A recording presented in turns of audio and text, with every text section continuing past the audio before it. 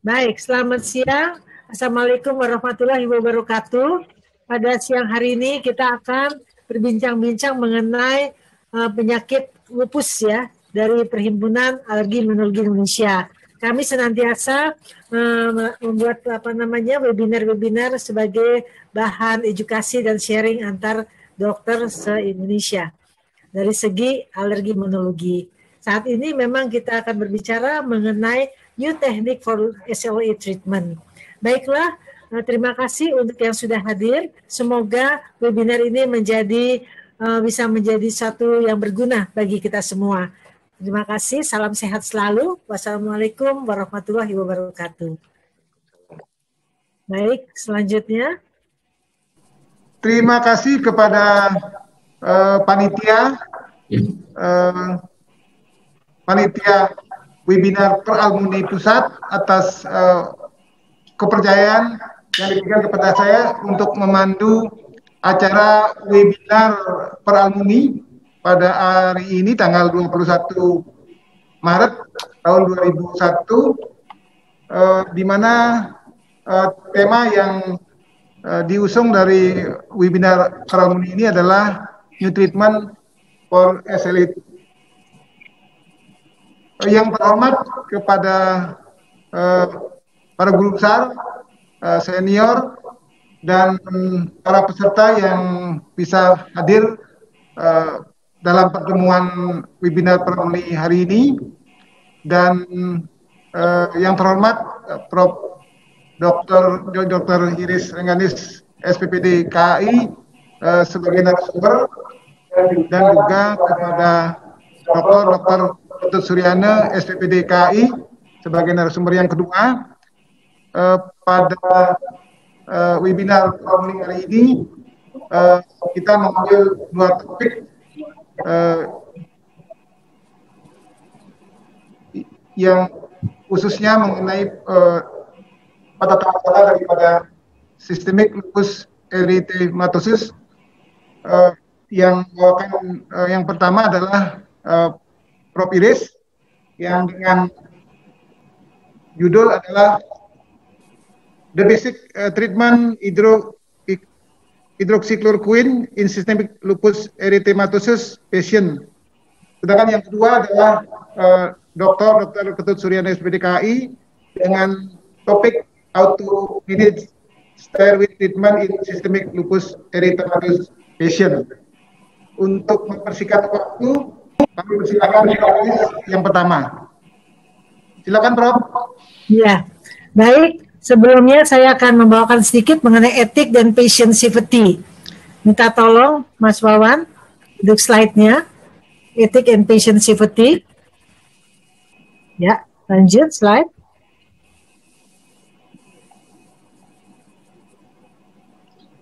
Pelembagaan Etika, Disiplin, dan Hukum Kedokteran di Indonesia. Mengenai etika, MKEKID ada di pusat, wilayah, dan beberapa cabang, Dewan Etik Perhimpunan Dokter Spesialis, Kemahkamah Agung, dan pengawasan, pembinaan, pembuatan fatwa ketika etika kedokteran di tingkat pusat. Majelis Kehormatan Etika Rumah Sakit Indonesia atau Makersi, terutama mengatur etika rumah sakit dan pimpinannya, serta relasi antar nakes dalam rumah sakit. Komite Etika dan Hukum serta Subkomite Etika Komite Medik di rumah sakit. Mengenai disiplin diatur oleh MKDKI di bawah KKI yang mempunyai kewenangan kemahkamahan dan pembinaan. Sedangkan hukum diatur oleh legislasi hukum, contohnya DPR dan pemerintah yang mengatur undang-undang, pemerintah yang mengatur hukum di bawah undang-undang, serta proses penegakan hukum oleh Kepolisian RI, jaksa, pengadilan, dan aparat hukum lain, sesuai kewenangannya di KPK, BNN, dan sebagainya. Slide berikut.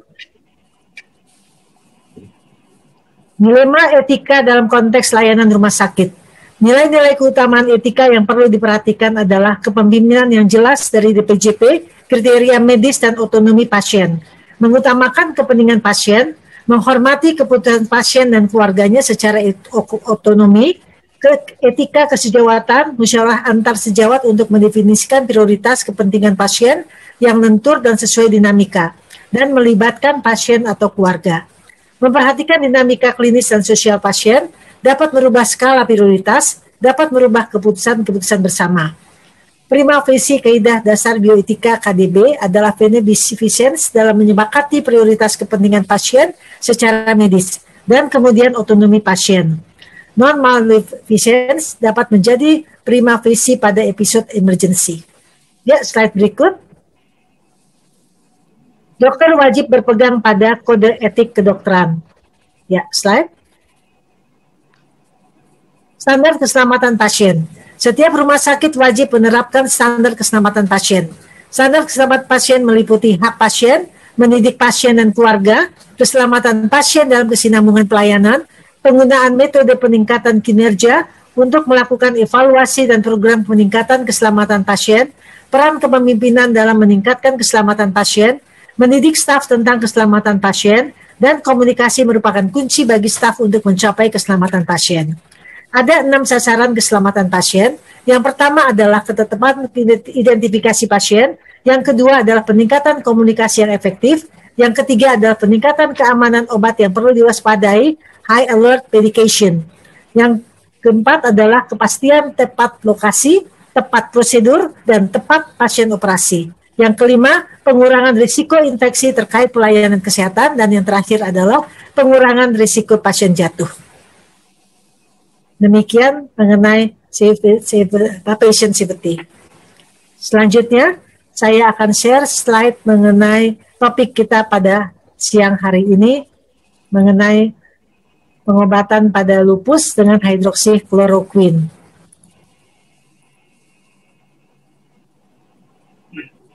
Nah, the role of hydroxychloroquine for LSC treatment. Nah, kalau kita lihat di sini bahwa laju prevalensi kasar penyakit lupus berkisar secara global antara 4,3 sampai 45,3 per 100.000 penduduk. Di Indonesia kita memang belum punya data secara nasional. Namun dengan 0,5% dari populasi diperkirakan ada 10 sampai 12 juta penderita lupus secara nasional. Di Malaysia, 45% per 100.000 penduduk Malang dari Prof. Halim dan kawan-kawan diperkirakan 0,5% dari populasi. Nah, ini adalah lupus mengenai sebagian besar wanita pada usia produksi. Pusat awitan lupus mulai dari usia 25 sampai 30 tahun dan memang biasanya terbanyak adalah pada wanita yang dihubungkan dengan adanya estrogen. Nah, ini adalah laju mortalitas lupus lebih tinggi dibandingkan dengan populasi umum.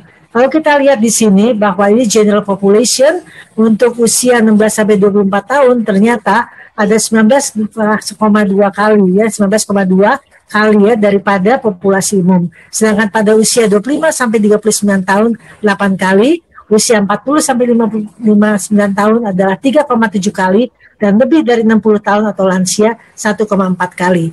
Meskipun dengan perbaikan kesintasan dalam waktu-waktu terakhir, mortalitas lupus tetap lebih tinggi dibandingkan dengan populasi umum. Nah, kita lihat di sini bahwa penyakit lupus ataupun autoimun yang lain itu sangat dipengaruhi oleh berbagai faktor. Salah satunya adalah faktor genetik, faktor lingkungan, dan pada lupus juga dipengaruhi oleh lingkungan sinar matahari. Ya, kalau kita lihat di sini pada lupus terdapat interaksi antara gen dengan paparan lingkungan.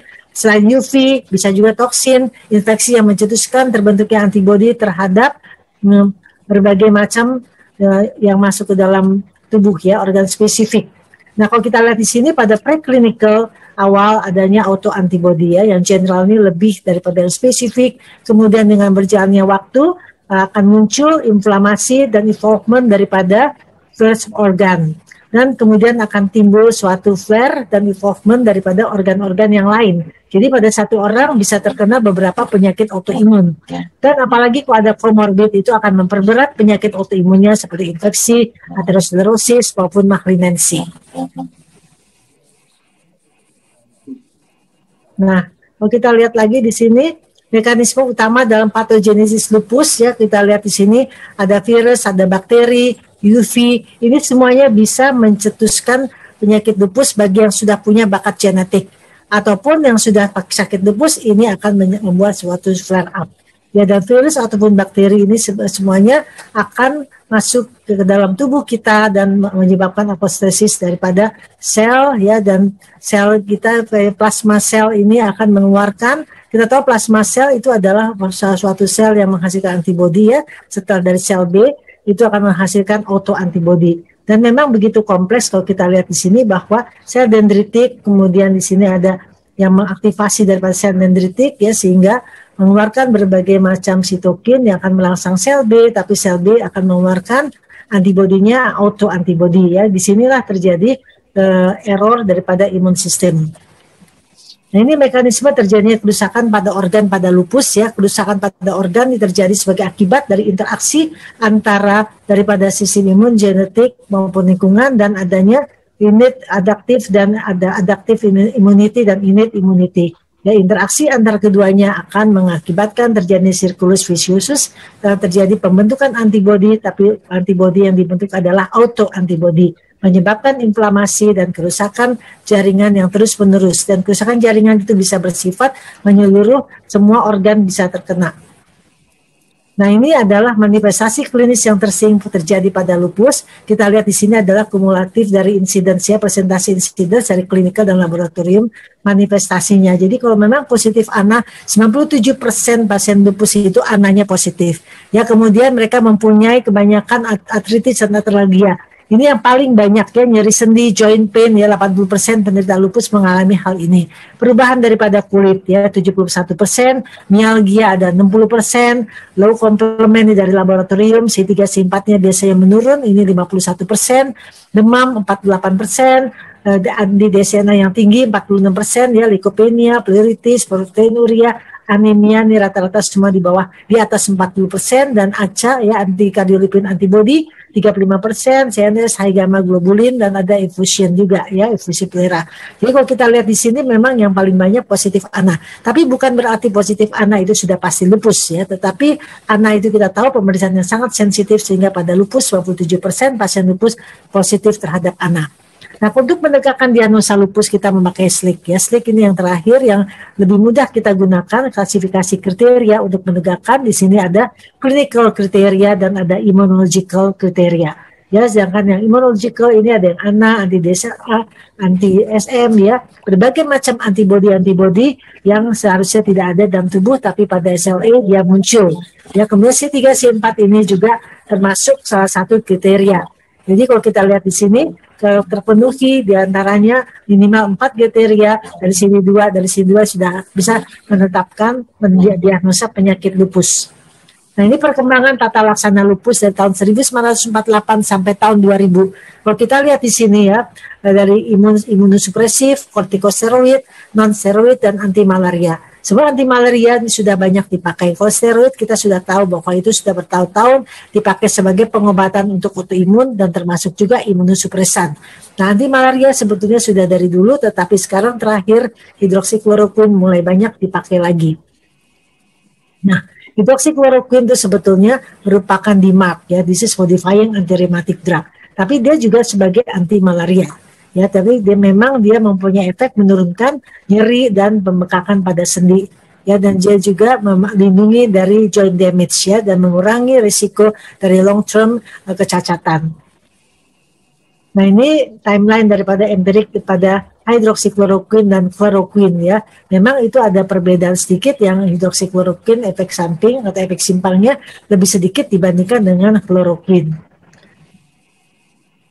Nah, ini adalah perbedaan farmakologis antara keduanya, hidroksikloroquine dan chloroquine. Perbedaannya kelihatannya tidak banyak ya, tetapi untuk yang mengkonsumsi itu sangat terasa perbedaannya, bahwa yang hidroksikloroquine ini lebih nyaman dibandingkan yang chloroquine. Ya, kalau renal clearance-nya juga lebih baik pada hidroksikloroquine dibandingkan pada chloroquine. Ya, jadi memang efek simpangnya lebih baik, lebih banyak pada chloroquine. Ya. Nah, ini mekanisme kerja ya, jadi kelihatannya agak ribet ya, tetapi kalau kita lihat di sini bahwa sebetulnya hidroksikloroquine dan chloroquine itu bisa menginhibisi daripada cellular function dan molecular pathway. Jadi kalau kita lihat di sini bahwa di hidroksikloroquine dia bisa menekan antigen presenting cell ya. Jadi di sini juga dia menekan interleukin 6 juga di sini ya, karena antigen presenting cell ini juga antigen diproses di B cell, tapi juga dia mengeluarkan berbagai macam sitokin sebagai penghambat. Jadi sebetulnya dia mempunyai sifat antiinflamasi. Nah, ini tata laksana lupus sesuai EULAR 2019 bahwa hidroksikloroquine dipakai dari yang ringan, sedang, dan berat bisa dipakai sebagai terapi kombinasi. Ya, jadi kalau kita lihat di sini, ini memang ternyata dia bisa dipakai di semua lapisan, ya, artinya dari ringan, moderate, dan berat, ya. Nah, ini kalau kita lihat di sini ada beberapa hal yang memang perlu diperhatikan pada orang-orang penyakit lupus, misalnya harus pakai sun protection, vaksinasi dilihat bisa atau tidaknya, exercise harus yang sesuai, tidak boleh exercise yang berat, tidak boleh merokok. Ya, body weight-nya harus diperhatikan, tekanan darah, lipid, glukosa, ini semuanya harus diperhatikan. Ya, kenapa tekanan darah, glukosa harus diperhatikan? Karena mereka banyak mengkonsumsi steroid. Nah, steroid itu bisa meningkatkan kadar gula darah, bisa meningkatkan hipertensi juga. Ya, jadi itu semua harus diperhatikan. Kemudian untuk pada lupus sering terjadi juga ACA-nya positif ya. Jadi ada antiplatelet harus diperhatikan, antikoagulan juga ya untuk mengobati ACA ya. Nah, ini beberapa obat yang dipakai pada lupus yang di sini kita fokusnya pada siang hari ini yang saya tentang hidroksikloroquine. Memang pemakaiannya sangat luas ya, dan itu juga sangat berguna untuk yang punya keluhan nyeri sendi ya, muskuloskeletal, kulit ya, kemudian fatigue, dan juga mencegah untuk terjadinya wear up ya. Tapi dia mempunyai side effect tentunya ke retina toxicity dan juga kemah. Seringkali banyak yang mual tetapi bisa ditoleransi. Kemudian untuk retina dia suka terjadi retinopati, biasanya kita konsultasi ke dokter mata apakah retinanya terganggu atau sehat supaya kita tahu pada awal. Kemudian nanti ada perjalanannya, kalau retina terganggu kita sudah harus stop. Nah ini kita lihat ini kualitas bukti penelitian dari hidroksikloroquine dan kloroquine ya terhadap lupus ya. Beberapa penelitian telah membuktikan bahwa yang cukup kuat mengenai efikasi daripada hidroksikloroquine dalam tata laksana lupus ya, terutama dari segi kesintasan dan juga pengendalian daripada aktivitas penyakitnya. Jadi kalau kita lihat di sini memang banyak pemakaian hidroksikloroquine dan kloroquine. Nah ini penggunaan hidroksikloroquine dosis tinggi, misalnya 400 mg itu memperbaiki tingkat kekambuhan penyakit lupus. Jadi kalau kita lihat di sini bahwa penggunaan hidroksikloroquine tinggi dikaitkan dengan penurunan risiko flare ya setelah 1 bulan pemberian terapi dibandingkan dosis rendah.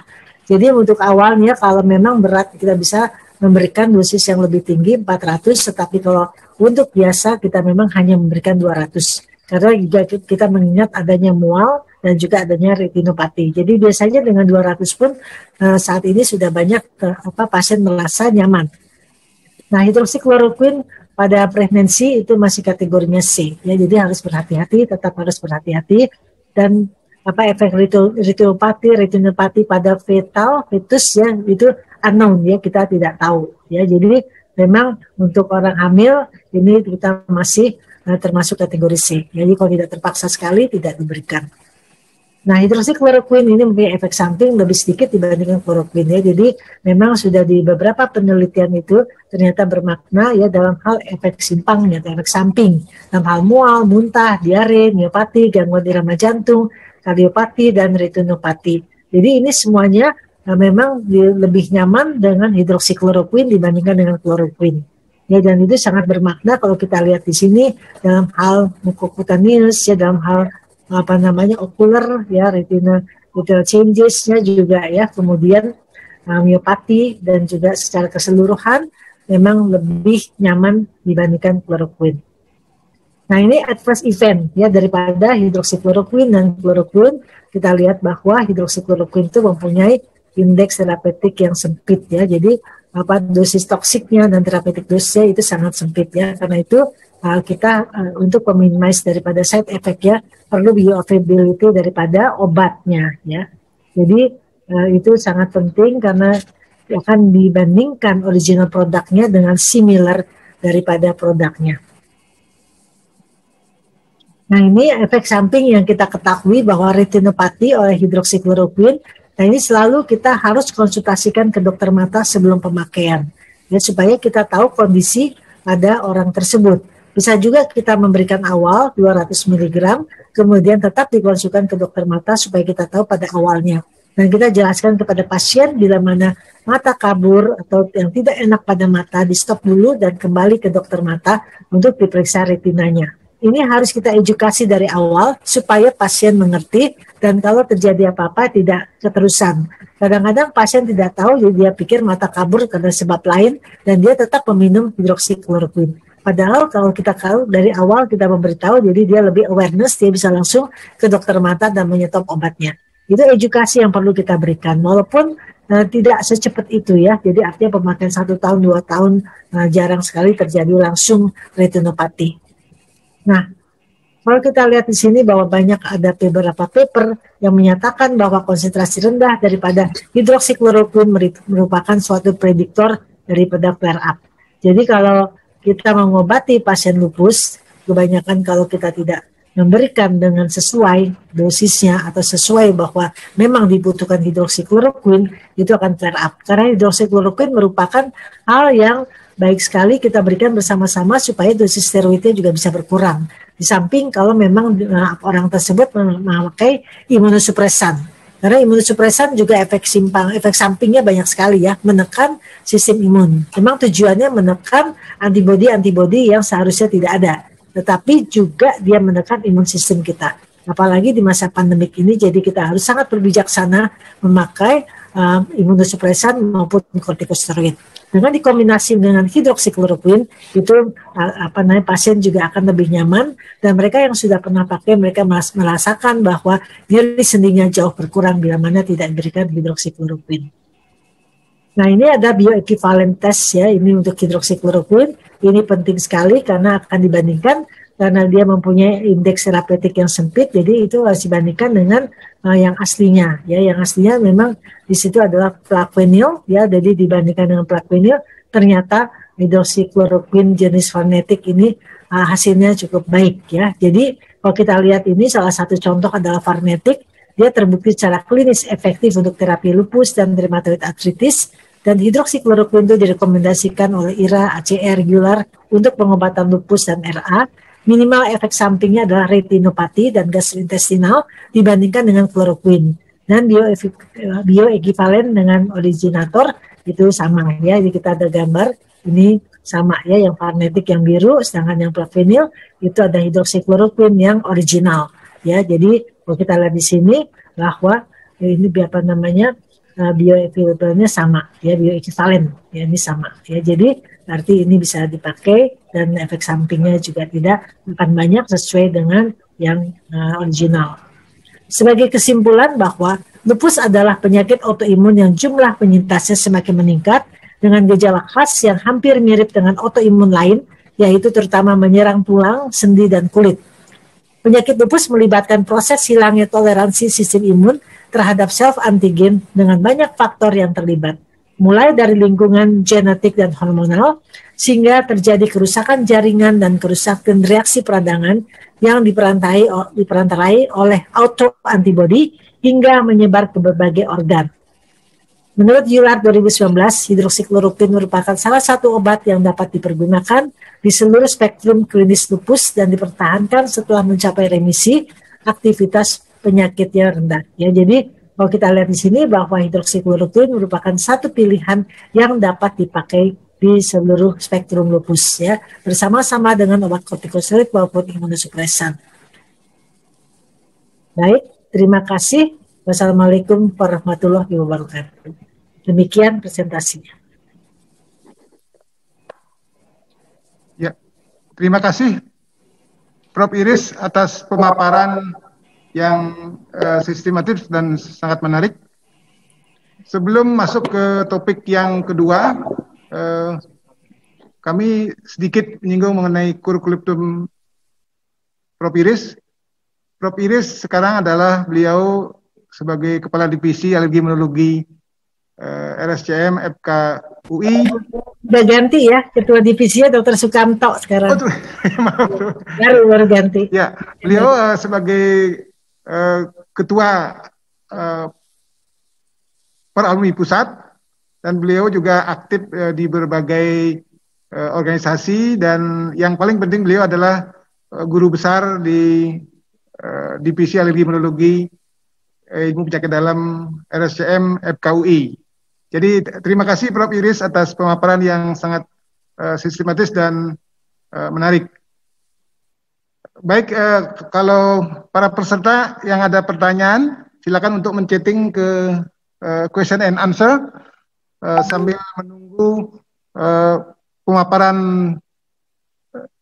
judul yang kedua atau topik yang kedua oleh Dr. Ketut Suryana SPPD KAI. Beliau adalah staf Divisi Alergi Imunologi Penyakit Dalam RSP Sanglah Fakultas Kedokteran Udayana. Beliau adalah alumnus Divisi Alergi Imunologi RSCM FKUI, dan S3-nya di Fakultas Kedokteran Universitas Indonesia Udayana. Untuk itu kami persilakan waktu di mana topik yang kedua mengenai steroid, ya, peranan steroid pada sistemik lupus eritematosus. Untuk waktu kami persilakan.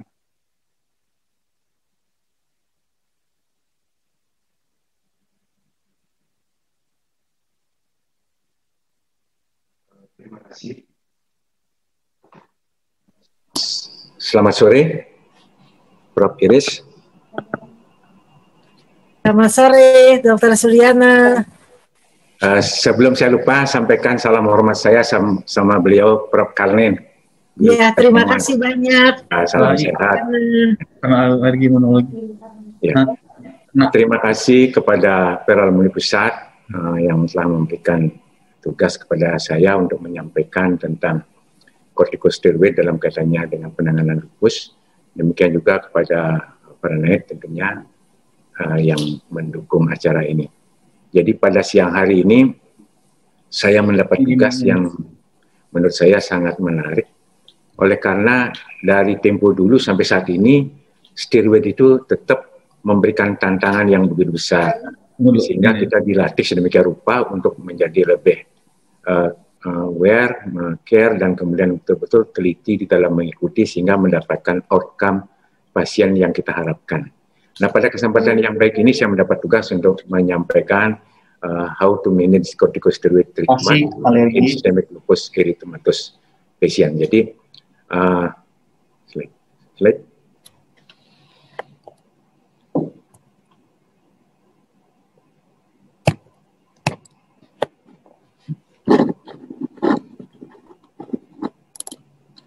Beberapa hal yang akan saya sampaikan secara singkat, ya tentu sebagai pendahuluan, kemudian mekanisme kerja kortikosteroid, beberapa contoh kortikosteroid secara farmakologis, kemudian apakah dosis tinggi masih menjadi suatu pertimbangan di dalam pengobatan lupus. Nah, di sini ada dua pendapat dalam tanda petik, ya, jadi yang klasik dan yang baru, tentu yang banyak diikuti sekarang. Nah, kemudian apakah kerusakan terkait steroid itu dapat dihindari tanpa mengurangi efektivitasnya? Jadi bagaimana kita memberikan steroid minimal terjadi kerusakan, tetapi efikasinya tinggi. Kemudian bagaimana dapat terjadinya risiko infeksi ketika kita memberikan terapi steroid. Nah, kemudian rekomendasi yang terakhir, nah tentu standar yang dianjurkan ketika kita memberikan terapi steroid pada pasien-pasien lupus. Sebagai pendahuluan, bahwa seperti kita maklumi bersama bahwa SLE atau Systemic Lupus Erythematosus tersebut merupakan suatu penyakit kompleks dengan karakteristik adanya autoimmunity, yaitu termasuk autoimmune disease, di mana terjadi suatu proses inflamasi yang dapat melibatkan multi organ dalam berbagai tingkat severity. Nah, progresivitas dari penyakit lupus tersebut tergantung jumlah dan keterlibatan organ-organ yang mengalami kerusakan, beratnya kerusakan, dan kemudian tergantung juga kepada terapi yang kita berikan atau terapi yang mereka terima. Pada umumnya guideline itu menganjurkan terapi kombinasi, dalam hal ini seperti yang disampaikan Prof. Iris tadi, yaitu pemberian hidroksikloroquine digabung dengan kortikosteroid dan juga sering ditambahkan dengan imunosupresan. Pada pengobatan sistemik lupus erythematosus tersebut memang sering tercapai pulih atau remisi atau kesembuhan dalam tanda petik, tetapi tidak jarang juga terjadi perburukan, jadi perluasan organ-organ yang mengalami kerusakan. Nah, sepintas kita coba sampaikan tentang mekanisme kerja dari kortikosteroid, bahwa steroid itu berada di dalam darah, yaitu dia dalam bentuk ikatannya dengan corticosteroid binding globulin. Kemudian dia menembus sel, sitoplasma, ketemu dengan reseptor, kemudian juga bergabung dengan hexoprotein. Nah, kemudian dia translokasi ke inti, tentu akhirnya mempengaruhi ekspresi hormon tertentu, mempengaruhi protein tertentu, dan kemudian sitokin proinflamasi. Dari sisi lain juga bisa kita sampaikan bahwa mekanisme pertama dari glukokortikoid tersebut, bahwa glukokortikoid tersebut melakukan ikatan dengan reseptor yang disebut dengan sitosolik glukokortikoid reseptor, sehingga membentuk glukokortikoid sitosolik glukokortikoid reseptor kompleks, yang mana kompleks ini kemudian akan mengalami translokasi ke dalam inti sel yang kemudian akan memodulasi gen expression. Nah, fase ini disebut dengan genomic pathway. Nah, ini kita sampaikan ada kaitannya dengan pemberian dosis, ada kaitannya dengan initial dose, ada kaitannya dengan maintenance dose dari steroid tersebut. Karena pemberian steroid pada konteks penanganan lupus itu cenderung panjang. Kemudian kompleks dari glukokortikoid dengan reseptornya tersebut akan memberikan efek transservation, jadi menghambat gens yang mana dapat menghambat pengeluaran atau dari sitokin proinflamasi dan protein sintesis lainnya yang terlibat di dalam proses inflamasi. Artinya dengan mekanisme ini glukokortikoid menunjukkan suatu efek antiinflamasinya. Nah, yang lain dari tahap yang kedua yaitu dengan memodulasi proses inflamasi dan sel-sel imunokompeten ataupun immune cell, seperti misalnya glukokortikoid sitosolik glukokortikoid reseptor kompleks akan memblok aktivasi dari enzim fosfolipase A2 sehingga pembentukan daripada arachidonic acid sebagai secondary mediator itu akan berkurang. Kemudian terjadi penurunan aktivitas daripada limfosit, inhibisi daripada produksi ATP sehingga terjadi penurunan imun sel activity yang mana fase ini disebut dengan non-genomic pathway.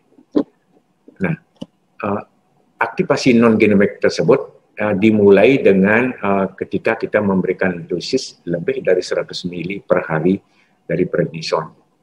Nah, kemudian jalur ini terutama sangat sensitif dengan metilprednisolon dan dexamethasone. Bahkan ada satu laporan yang kita baca, metilprednisolon dan dexamethasone itu dapat meningkatkan efek sampai 5 kali dibandingkan steroid yang lain. Nah, yang bertanggung jawab terhadap efikasi daripada terapi atau pulse dose itu dikatakan adalah misalnya contohnya metilprednisolon jika diberikan dosis lebih dari 125 ml. Jadi 1 pial kalau di lapangan itu ya. Nah, ini kita coba informasikan beberapa bentuk atau contoh atau daripada kortikosteroid seperti yang kita lihat di sini, yang mendukung kita sekarang ya prednisolon, Lupred ya. Nah, jadi itu hampir tidak jauh berbeda dengan metilprednisolon yang memang sangat universal kita pergunakan. Kemudian baik di dalam efek antiinflamasinya juga, ya. Kemudian timbul pertanyaan berikutnya, masihkah atau meskipun dosis tinggi masih dipertahankan sebagai suatu pertimbangan di dalam terapi standar dari lupus? Nah, ada suatu paradigma klasik, ya, klasik yang menggunakan standar terapi prednisone itu dengan dosis 1 ml per kilo per hari. Jadi sangat tinggi sekali. Kalau orang berat badannya 50, nanti kita bisa hitung sendiri berapa dia harus mendapatkan prednisone seharinya, itu dosis sangat tinggi. Namun dosis ini tidak banyak didukung oleh bukti-bukti klinis yang ada di lapangan. Nanti ini akan terlihat di dalam gambar satu berikutnya. Nah, kemudian laporan berikutnya yang dianggap baru, yaitu mengatakan bahwa initial dose yang lebih tinggi daripada prednisone tentu akan berkaitan dengan tingginya dosis kumulatif. Nah, tentu itu ada yang dikatakan itu akan mempengaruhi kerusakan organ yang lebih luas. Nah, dari penelitian di Eropa, multicenter randomized control study, di mana mereka membandingkan antara dosis standar 1 mg per kilogram berat badan per hari dengan jumlah sampel 42 dengan dosis yang diturunkan atau disesuaikan menjadi 0,5, jadi separuh dosis dari yang kelompok pertama dengan N sebanyak 39, di mana dalam pada saat itu juga diberikan imunosupresan, mecophenolic acid. Nah, selama fase induksi dari lupus nephritis kelas 3-4. Nah, di mana didapatkan bahwa pada pengamatan setelah 24 minggu, jadi setelah 6 bulan, didapatkan komplit remisi yang sama. Namun pada pengamatan berikutnya ternyata kejadian infeksi lebih sering didapatkan pada dosis yang lebih rendah yang diturunkan. Itu disampaikan oleh penelitian itu. Jadi pada saat komplit remisinya memang sesuai, tetapi pada fase berikutnya ternyata yang dosis diturunkan justru kejadian infeksi, skenario infeksinya lebih banyak. Nah, seperti yang saya sampaikan tadi, paradigma klasik yang pada penanganan SLE itu seperti ini, seperti Prof. Idris sampaikan tadi, diberikan hidroksikloroquine 200 ml. Nah, kemudian juga diberikan imunosupresif, tetapi ketika kondisi sudah stabil. Nah, jadi hidroksikloroquine dulu, nah kemudian ketika kondisi stabil, baru diberikan imunosupresan. Nah, dengan dosis dosis pulse dose daripada steroid yang diberikan selama 3 hari, yang lumayan tinggi, jadi 500 sampai 1000 mg selama 3 hari. Kemudian diikuti setelah 3 hari itu diturunkan dosisnya menjadi 1 mili per kilo per hari, seperti yang kami sampaikan sebelumnya, itu bisa 4 sampai 6 minggu, jadi lumayan lama, jadi 1 bulan sampai 1,5 bulan. Nah, di sini tidak dilakukan tapering sampai sekian bulan, bahkan sampai setahun. Nah, kemudian tentu dilihat perbaikan klinisnya, nah, kemudian baru akhirnya diturunkan dosisnya dengan prednison antara 2,5 sampai 5 mili per. Ya, jadi low dose yang dianggap sebagai standar. Pada akhir dari penelitian ini, pengamatan ini ternyata memang didapatkan antara efektivitas dengan efek yang tidak diharapkan itu berimbang. Jadi yang merah ini efek yang tidak diharapkan dari obat, dari terapi tersebut. Nah, ini adalah efek yang dianggap memberikan manfaat. Jadi berimbang. Nah, kemudian timbul kembali pertanyaan itu untuk paradigma yang baru. Nah, jadi dengan kombinasi methylprednisolone pulse dose yang lebih rendah dari yang sebelumnya, yaitu 125 sampai 500 mg, yang tadi itu 500 sampai 1000. Nah, kemudian diikuti dengan dosis dasar dari prednison sekitar 30 ml per hari. Jadi tergantung severity-nya. Ini ternyata kombinasi ini memberikan hasil efektif yang lebih efektif, yang lebih more efektif, ya, jadi lebih efektif hasilnya. Kemudian bisa dilihat lebih cepat hasilnya, lebih nyaman, lebih aman, ya. Nah, dibandingkan dengan penggunaan yang 1 mili tersebut.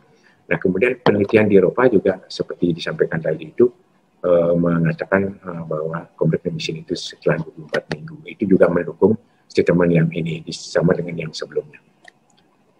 Nah, kemudian pada paradigma baru penanganan SLE tersebut, hidroksikloroquine tetap menjadi pilihan karena seperti tadi disampaikan oleh Prof. Idris, ada beberapa hal sebagai efek yang tidak diharapkan bisa muncul, tetapi tidak terlalu sering, ya, masih bisa ditolerir.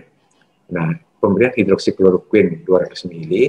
Nah, kemudian diberikan imunosupresif agent secara lebih dini dengan pulse dose dari steroid yang lebih rendah dibandingkan yang klasik tadi. Jadi 125 dengan sampai 500 diberikan juga selama 3 hari, namun diikuti dengan tapering. Kalau tadi tidak ada tapering yang klasik, sekarang ada tapering, setiap 2 minggu diturunkan dan jadi 30 mili, 15 mili, kemudian 10 mili, kemudian diperpanjang menjadi 4 minggu, 7,5 mili, dan akhirnya terakhir pemberian dosisnya sama dengan dosis yang terakhir tadi, 2,5 sampai 5 mili. Nah, dari pendekatan yang kedua ini, yang dianggap paradigma baru ini, memang masih tetap didapatkan efek yang tidak diharapkan, tapi jauh lebih kecil dibandingkan dengan efektivitasnya. Jadi kira-kira ini sekitar 1/4. Jadi kalau yang tadi 1 banding berimbang, ya, jadi 50-50. Kalau ini kira-kira 25% terjadi adverse effect. Ya. Dapatkah dicegah kerusakan akibat pemberian steroid tersebut tanpa mengurangi efikasinya? Jadi disinilah yang kami masukkan, tantangan selalu terjadi ketika kita menggunakan steroid. Jadi bagaimana kita untuk mendapatkan efikasi yang optimal, tetapi tanpa atau seminimal mungkin menghindari terjadinya kerusakan yang tidak diharapkan tentunya. Ya, ada beberapa faktor yang dapat memberikan kontribusi terjadinya kerusakan organ atau meluasnya kerusakan organ pada penderita lupus. Jadi pada konteks ini glukokortikoid mempunyai peran yang sangat fundamental, yang sangat substansial ya. Jadi seperti yang pada penelitian kohort tersebut telah ditunjukkan bahwa pemberian glukokortikoid dapat menimbulkan kerusakan yang irreversibel. Nah, jadi itu oleh karena adanya dosis kumulatif. Nah, di sini maka itu harus hati-hati. Kita harus melihat half-life-nya, kita harus melihat efektivitas, kekuatan klinisnya dan sebagainya, melihat adverse effect-nya. Sekira di dalam memberikan obat apapun, kita tetap harus melihat indikasinya apakah sesuai, dosisnya berapa, cara pemberiannya seperti apa, pemberiannya berapa lama, pemantauan berapa lama, dan sebagainya. Itu tetap harus kita lakukan terlebih-lebih pada penggunaan steroid jangka panjang. Nah, kemudian seperti disampaikan tadi, hidroksikloroquine dikatakan dapat membantu melihat tempat kerjanya set of action hidroksikloroquine seperti yang disampaikan Profesor tadi itu. Dengan pemberian hidroksikloroquine pada pasien-pasien lupus itu dapat membantu peran daripada prednison sehingga bisa mengurangi atau mencegah terjadinya kerusakan atau perluasan kerusakan organ. Demikian juga seperti apa yang dilaporkan oleh Lewis, jadi dia menemukan bahwa penggunaan skema pengobatan yang kedua ini sebagai yaitu the new paradigma initial treatment atau terapi itu dikatakan dapat memberikan efikasi kemudian tanpa terjadinya peningkatan kerusakan organ. Jadi efektivitasnya tercapai tanpa meningkatkan intensitas ataupun jumlah organ yang mengalami damage atau kerusakan. Nah, selanjutnya studi lain yaitu pada pemberian steroid dengan dosis maintenance 5 mili per hari. Jadi tadi ada yang mengatakan 2,5 sampai 5. Ini dilaporkan pada pemberian 5 ya dosis kecil ya, setiap hari. Ini sudah dapat mencegah kekambuhan ataupun relapse. Nah, tanpa terjadi perburukan fungsi organ, tanpa ditemukan toksisitas obat selama follow up dari pemberian dosis 5 mili tersebut. Nah, karena itu pemberian steroid jangka panjang dosis kecil dalam hal ini 5 mili per hari tersebut tampaknya memang dibutuhkan pada pasien-pasien lupus yang kita rawat di lapangan. Kemudian bagaimana risiko infeksi dapat dikurangi selama pemberian steroid tersebut. Jurnal lain ada yang mengatakan bahwa pemberian steroid itu ibarat pedang bermata dua. Jadi kita betul-betul harus bijak di dalam memilih dan memberikan dosis secara pemberian pemantauan agar memang betul-betul efektivitasnya yang kita dapatkan jauh lebih banyak dibandingkan adverse effect-nya. Di satu sisi juga dikatakan bahwa infeksi merupakan salah satu hal yang penting yang mempengaruhi angka kesakitan atau angka kematian pada pasien lupus. Nah, kemudian predisposisi daripada terjadinya infeksi pada pasien lupus, jadi bukan karena aktivitas penyakitnya saja atau organ damage atau gangguan pada sistem imun, tetapi juga tergantung dari seberapa bijak kita memberikan melakukan pemantauan dan lain sebagainya terhadap obat-obatan imunosupresif termasuk glukokortikoid sendiri. Karena glukokortikoid itu dapat menekan produksi sitokin inflamasi, kemudian menekan aktivitas mikrobesidal daripada makrofag, kemudian adhesin molekul, kemudian dapat melepaskan enzim lisosom dan kemudian dapat mengganggu sistem imun atau pertahanan pada saluran pernapasan. Nah, rekomendasi yang dianjurkan yang belakangan ini adalah bagaimana kita secepat mungkin, setanggap mungkin di dalam mengidentifikasi terjadinya flare up atau kekambuhan. Nah, tentu diharapkan agar kita cepat bisa memberikan atau menjadikan pasien kita itu pulih atau remisi. Atau paling tidak aktivitas penyakitnya sesegera mungkin menjadi berkurang, menjadi lebih tenang. Dan berikutnya juga bagaimana kita mengupayakan dengan pemberian dosis tertentu, pemantauan, dan memberikan edukasi dan lain sebagainya agar bisa mencegah adanya kekambuhan yang baru. Nah, jadi intensifikasi atau intensifikasi pada pemberian regimen imunosupresif di sini memang bertujuan tentu untuk mencegah aktivitas penyakit, mencegah perburukan dan lain sebagainya, mencegah perluasan kerusakan organ. Namun sampai saat ini belum ada kesepakatan yang bersifat universal. Jadi tergantung dosis rendah dan lain sebagainya. Jadi ada beberapa pendapat, ada yang mengatakan 7,5 sampai 5, ada yang mengatakan 5 sampai 2,5. Nah, tentu itu juga merupakan salah satu yang merupakan tantangan bagi kita klinisi di lapangan untuk secara bijak melihat dosis berapa yang mesti kita berikan, lalu pemantauannya bagaimana, apakah dosisnya perlu diatur atau bagaimana, dan seterusnya. Nah, kemudian tidak adanya kesepakatan mengenai bagaimana taperingnya, tapi umumnya seperti disampaikan tadi, ada yang memakai pola 2 minggu, ada yang 4 minggu, tergantung perbaikan klinis tentunya. Yang prinsipnya adalah bagaimana kita menurunkan dosis menuju dosis yang minimal optimal. Jadi minimal dosis dalam arti optimal efek. Minimal dosis tentu diharapkan minimal adverse effect. Nah, untuk mendapatkan hasil tentu minimal dalam pemantauan sekitar 4 minggu atau sampai setahun lah paling tidak. Nah, kemudian standar yang dianjurkan di dalam pemberian atau penggunaan steroid itu seperti Prof disampaikan tadi, hidroksikloroquine itu memang merupakan pilihan. Nah, kemudian di samping edukasi juga menghindari paparan sinar matahari. Nah, kemudian di sini sekarang juga dicantumkan pemberian vitamin D. Nah, pemberian vitamin D ini dimaksudkan sebagai imunomodulator.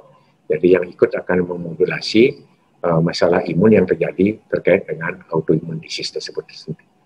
Nah, tentu dalam perjalanan tentu kita tetap harus juga memantau risiko akan terjadinya kardiovaskuler. Dan juga hindari atau stop penggunaan tembakau. Nah, untuk kasus-kasus yang aktivitas ringan, seperti tadi diberikan dosis yang rendah, antara 2,5 sampai 7,5, ada yang bilang 2,5 sampai 5, nah jadi di sini 2,5 sampai 7,5, nah kemudian di tapering 1 sampai 2 minggu, sampai menjadi dosis sekecil-kecilnya yaitu 2,5, tapi masih tetap bisa mencegah terjadi flare up, atau masih tetap bisa mengendalikan, tentu terjadi perbaikan maksudnya. Ya.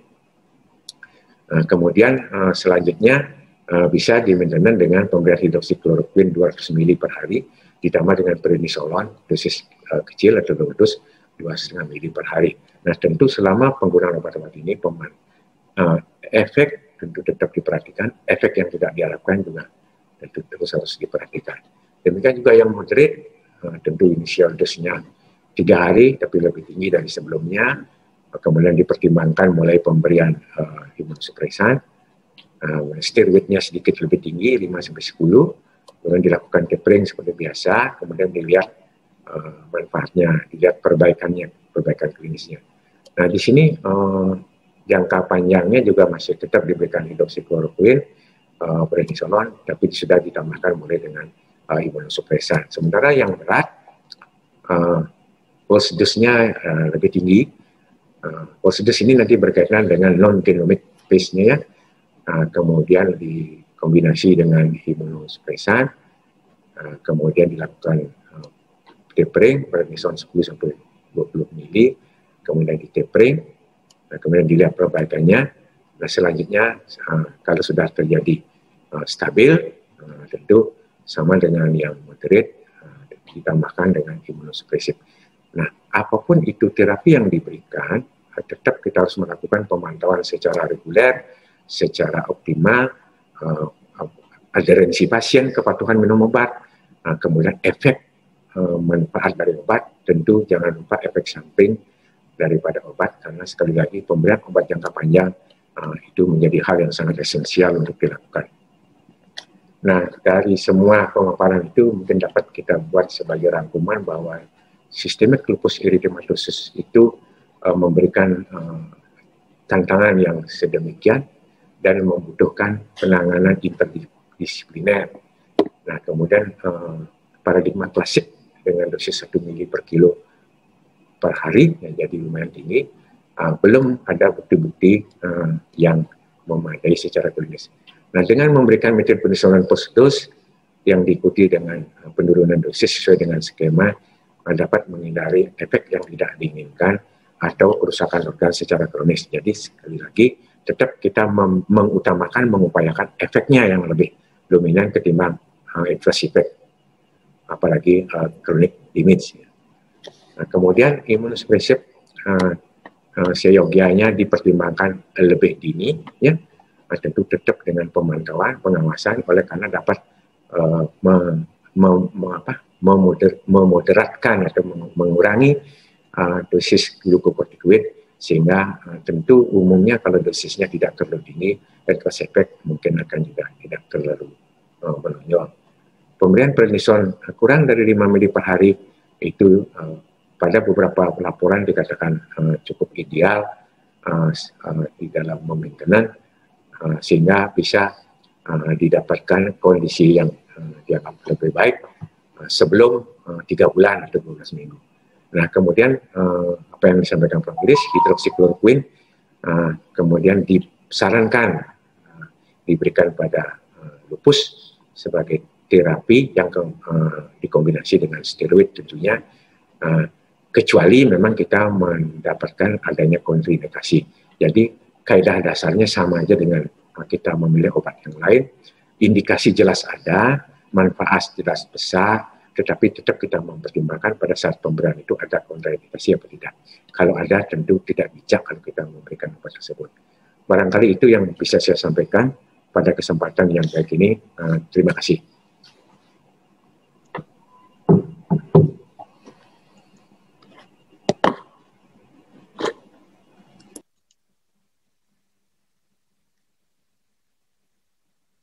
Terima kasih Dr. Ketut Suryana SPPD KAI atas pemaparan yang sistematis dan cukup lengkap berkaitan dengan topik mengenai peranan steroid pada terapi SLE. Sambil menunggu pertanyaan dan kita masuk ke sesi diskusi, kami menyampaikan kepada para peserta, mudah-mudahan masih bersemangat mengikuti webinar siang sore ini. Mengenai sertifikat akan dikirim 3 hari setelah webinar, sedangkan mengenai materi akan dikirim lewat WA maupun email. Terima kasih sekali lagi kepada Dr. Ketut Suryana SPPD KAI atas pemaparan topik yang kedua. Kita akan langsung mulai dengan forum diskusi. Kita masih banyak punya waktu karena presentasinya pas waktunya. Yang pertama ini ada pertanyaan ke Prof. Iris ini. Selamat siang Prof, izin bertanya, apakah pada pasien SLE yang telah remisi, hidroksikloroquine tetap harus diminum seumur hidup? Atau sebenarnya pasien SLE dapat lepas penuhnya dari hidroksikloroquine? Atau apa steroid atau imunosupresif terapi? Seperti itu pertanyaannya Prof, silakan. Baik, terima kasih untuk Dr. Derin pertanyaannya. Jadi kalau yang sudah remisi itu kita bisa menyetop ya, terutama stop tentu imunosupresan dulu ya, yang berat sekali ya, efek sampingnya dan juga steroid ya lama-lama kita bisa tinggal hanya hidroksikloroquine, bisa dipakai jangka panjang. Nah, tapi vitamin D juga jangan dilupakan ya, karena vitamin D itu merupakan vitamin yang penting untuk penyakit autoimun. Nah, setelah kita betul-betul remisi, artinya dia terkontrol, dia nggak ada nyeri sendi lagi, ya yang hilang timbul, ya itu bisa di stop, ya bisa di stop. Jadi saya ada beberapa pasien yang memang saya udah bisa stop imunosupresan, kemudian kortikosteroid, dan terakhir memang hidroksikloroquine yang saya stop ya terakhir ya, karena dia bisa sampai yang ringan pun bisa diberikan hidroksikloroquine. Dia semua dari berat, sedang, ringan itu kita bisa berikan hidroksikloroquine. Karena itu kalau memang sudah remisi dan dokternya menyatakan oh ya ini sudah baik, hasilnya baik, simptomnya sudah hilang ya, dia cukup dengan vitamin D untuk maintenance. Dan tentu di samping itu dia harus tetap diet ya. Kita biasanya memberikan gluten free, bebas gluten, walaupun dia bukan IBD, tetapi tetap kita anjurkan untuk mengurangi gluten ya. Kalau bisa dihindari tepung terigu, tepung gandum, karena itu akan sangat banyak menolong. Ya, karena kita tahu bahwa pada autoimun sudah terjadi leaky gut ya, kebocoran pada usus. Jadi gluten itu menyebabkan kebocoran ususnya menjadi lebih ya. Jadi kalau memang bisa kondisi ususnya baik ya, jadi penyakitnya juga tidak akan bertambah buruk ya. Karena itu semuanya ada hubungannya. Ya, jadi bisa di stop kalau remisi. Baik, terima kasih Prof.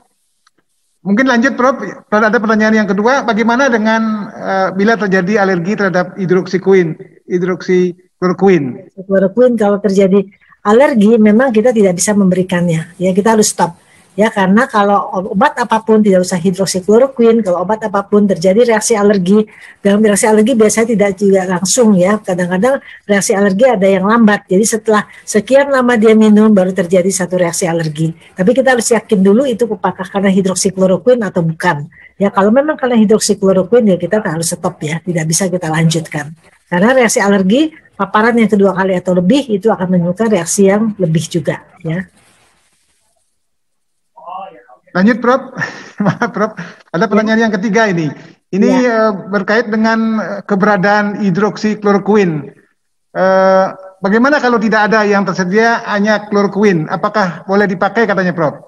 Ya kalau tidak ada terpaksa kita berikan, tapi tentu efek sampingnya kita perhatikan karena kan itu lebih mual ya dibandingkan dengan hidroksikloroquine. Beberapa orang juga hidroksikloroquine ada mual juga, tapi beberapa orang juga dia ternyata lebih enak dengan hidroksikloroquine. Bahkan kalau nggak minum itu nyeri sendinya sangat terasa sekali. Jadi sangat individual ya, pemberian obat itu sangat amat individual ya. Jadi kalau memang alergi kita stop. Tapi kalau hidroksikloroquine tidak ada, adanya kloroquine silakan saja dengan pengawasan. Ada lanjutannya lagi Prof. Apakah ini terapi atau terapi pertama? Tapi sebetulnya di slide Prof itu sudah ada, tapi dipertanyakan lagi Prof. Mungkin ingin dipertegas Prof. Apakah hidroksikloroquine diberikan secara lain terapi begitu Prof? Ya betul, bisa secara first line kalau kondisinya tidak berat. Kalau kondisi berat tentu saja kita kasih kortikosteroid dan imunosupresan. Ya jadi kita lihat dia di semua lini bisa diberikan sebagai terapi kombinasi ya supaya imunosupresannya tidak terlalu berat. Tapi kalau pada awal satu ginjal gitu ya tentu saja kita memberikan imunosupresan dosis tinggi ya. Tapi dia bisa diberikan di semua lini. Kalaupun ringan biasanya kita berikan hidroksikloroquine dulu, kita tidak berikan steroid. Kita juga biasa langsung hidroksikloroquine ya tanpa steroid. Kalau nggak bisa baru kita tambah steroid. Ya, terima kasih Prof. Saya beralih dulu ke Dr. Suryaneng. Izin bertanya Dr. Ketut, begitu katanya. Saya lihat dalam penanganan lupus metilprednisolon bergantian dengan prednison. Apakah ini dikarenakan sediaan prednison 4 mili dalam satu tabletnya atau ada penyebab lain sehingga metilprednisolon digunakan bergantian dengan prednison? Terima kasih. Ini dari Dr. Agus Trisuseno, Dokter. Silakan Dokter. Terima kasih Dr. Agus atas pertanyaannya. Jadi mungkin ini bisa kita kaitkan dengan mohon di unmute.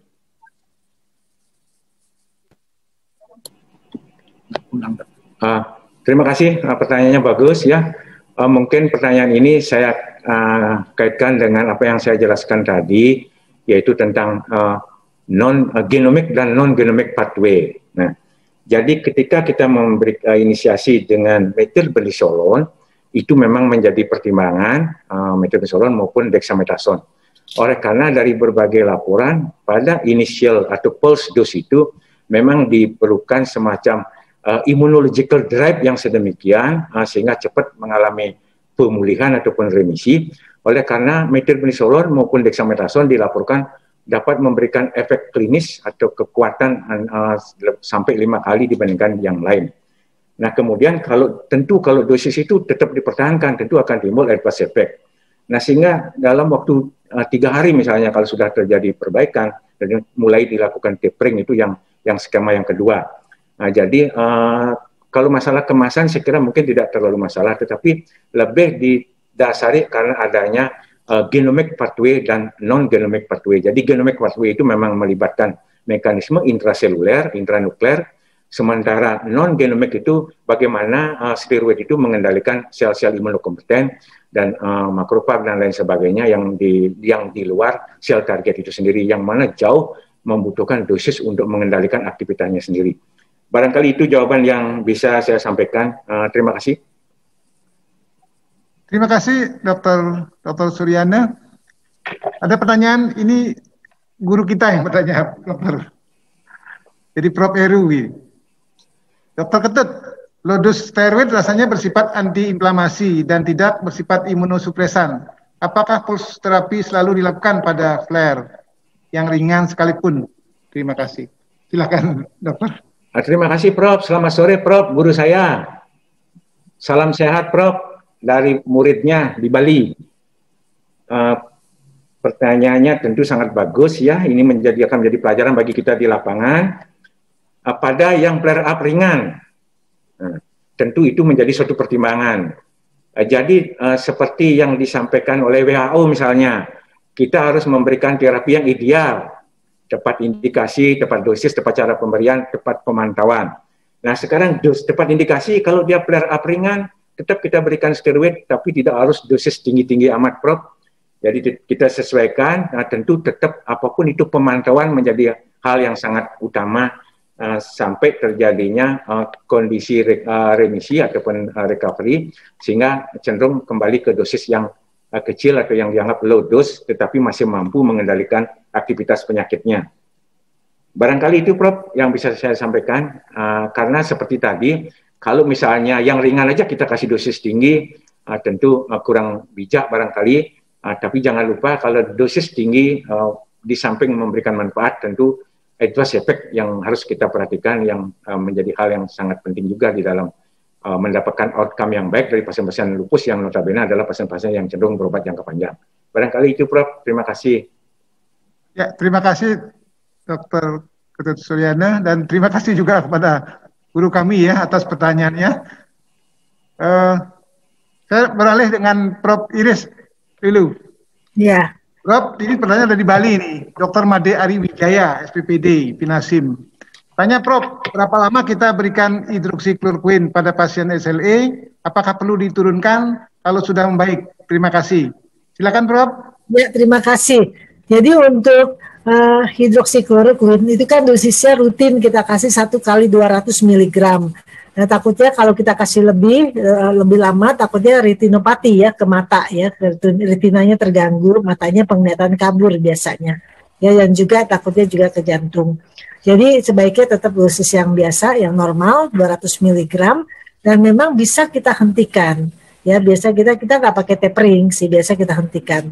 Tapi ada beberapa pasien yang saya juga berikan akhirnya karena udah remisi, jadi nggak dapat steroid lagi, dia hanya tunggal saja hidroksikloroquine, tetapi vitamin D tidak pernah lepas ya. Nah itu biasanya saya sering berikan Senin, Rabu, Jumat karena perlahan-lahan memang saya akan lepas.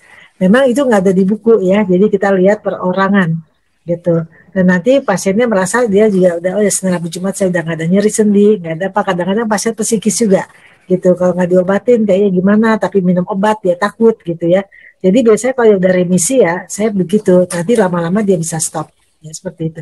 Jadi sangat individual ya, jadi kita nggak bisa menyamakan satu orang dengan yang lainnya. Tapi hidroksikloroquine bisa tunggal, terutama kalau pada yang hanya baru awal-awal nyeri sendi saja, joint pain, atau yang pada kulit ya, pada muskuloskeletal. Nah itu yang biasanya tepat sekali kita berikan untuk hidroksikloroquine. Terima kasih Prof. Mungkin ke Dokter Ketut yang selanjutnya ya. Ini Dr. Agus Trisno lagi bertanya nih. Dia pertanyaannya berdubi-dubi nih. Saya lihat dalam penanganan lupus metilprednisolon bergantian dengan prednison. Apakah ini dikarenakan karena sediaan prednison 4 mili dalam satu tabletnya atau ada penyebab lain yang sehingga metilprednisolon digunakan bergantian dengan prednison? Silakan dokter. Terima kasih atas pertanyaannya. Jadi clinical practice ini jadi betul-betul ini di lapangan kita akan mungkin mendapatkan hal yang seperti ini. Jadi seperti di salah satu slide kami, form of corticosteroid di sana jelas terklasifikasi dari segi apakah dia short acting, apakah dia intermediate acting, apakah dia long acting. Tentu itu akan membedakan. Nah kemudian bagaimana kekuatan sebagai antiinflamasinya, bagaimana efek mineralocorticoid dan lain sebagainya. Itu semua menjadi pertimbangan. Namun ada beberapa studi yang mengatakan bahwa pada initial dose, pada pulse dose, pada dosis awal yang tujuannya adalah untuk immunological drive, jadi untuk mencepat pasien itu mendapatkan remisi, kemudian di maintenance, itu memang dilaporkan metilprednisolon dan dexamethasone yang sudah ada evidence base-nya yang memberikan hasil yang kuat, yang baik, yang efektif. Itu bahkan dikatakan 5 kali dibandingkan golongan steroid yang lain.